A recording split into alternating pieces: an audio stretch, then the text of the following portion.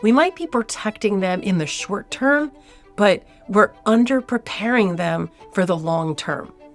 And nowhere is this constant protection more visible than in the way parents use phones to stay tethered to their kids.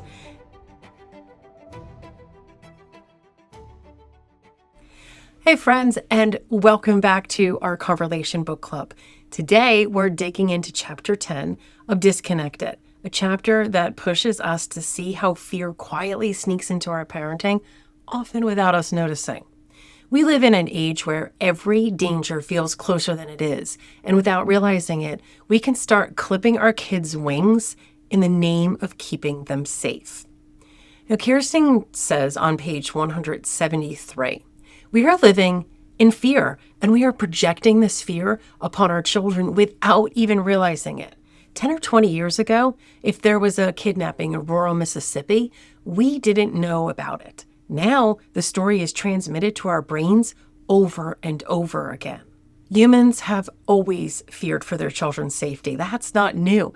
But what is new is the constant stream of worst-case scenarios pumped into our awareness from anywhere in the world. That fear often leads to more restrictions, less freedom, and less independence for our kids, not because the actual risks are higher, but because they feel closer. It's not about ignoring danger. It's about remembering that fear is a terrible compass for long-term decisions. When we let fear drive, it often takes our kids' freedom along for the ride. Fear doesn't just live in our heads. It shows up in our policies, our playgrounds, and the way we shape our kids' world. Now, Kersting goes on page 174, and he was talking about different policies. And he said a school district banned unsupervised cartwheels during recess. A college banned booing at sporting events. These rules almost sound funny until you realize what they represent. When risk, discomfort, or even mild conflict is treated as dangerous, we unintentionally raise kids who are less prepared for the real world. Adversity becomes abnormal instead of expected. What happens when our kids never have to wrestle with an unfair call in sports or a skinned knee from trying something new? We might be protecting them in the short term, but we're under-preparing them for the long term. And nowhere is this constant protection more visible than in the way parents use phones to stay tethered to their kids. Now, he says on page 175, parents have become so dependent on these devices that they now act as a tether, keeping our children within arm's reach at all times, and it's not healthy. We tell ourselves that constant contact equals safety, but the flip side of it also equals dependency for both parents and kids. When kids grow up without moments of true autonomy, they don't just lose independence.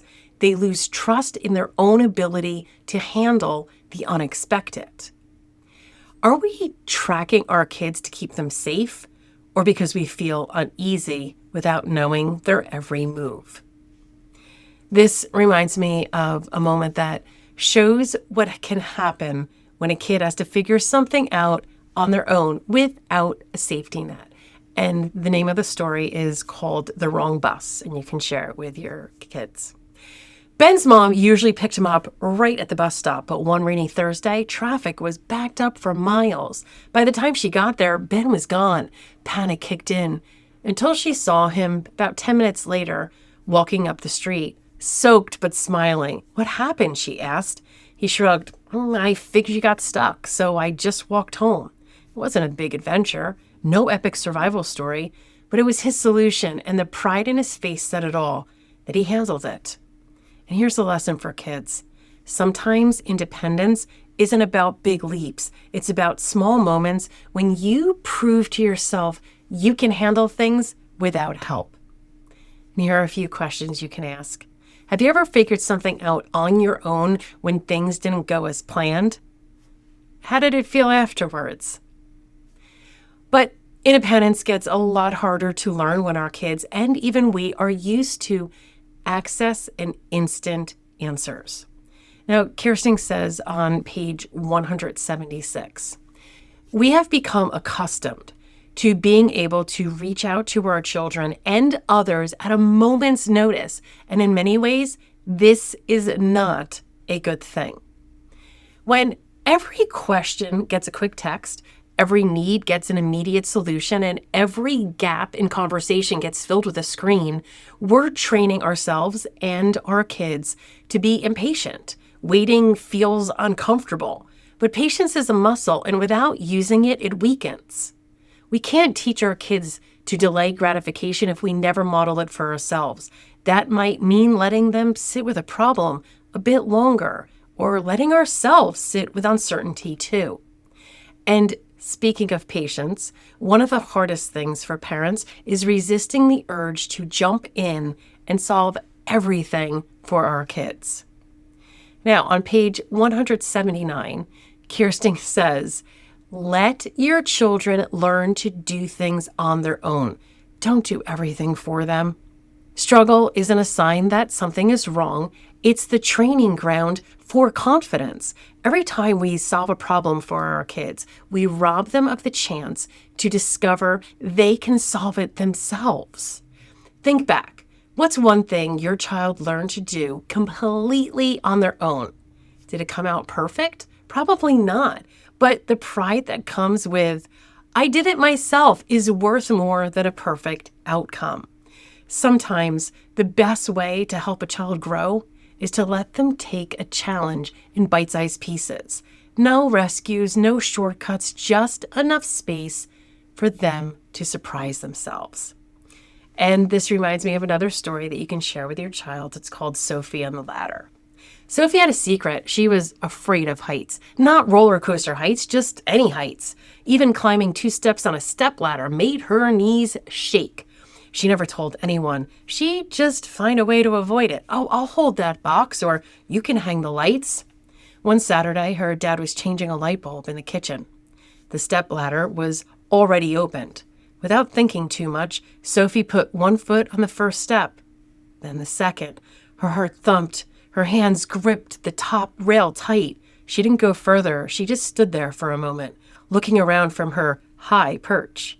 When she stepped back down, she felt taller somehow. She faced something she'd been avoiding for years, even if it was just 2 steps. And the lesson for kids here is courage doesn't mean losing all your fear. It means trying, even just a little. Every small step you take makes the next one feel easier. And here are some questions you can ask your kid.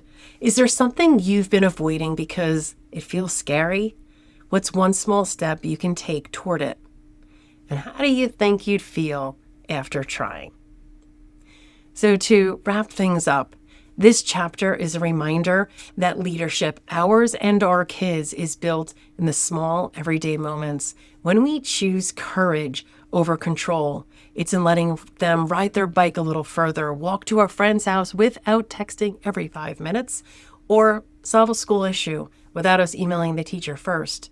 We can still keep them safe. We can still guide them. But our greatest gift isn't protection, it's preparation. Let's start giving them the space to lead their own lives in the small ways now, so they'll be ready for the bigger ones later. See you next time. And in the meantime, keep having those conversations.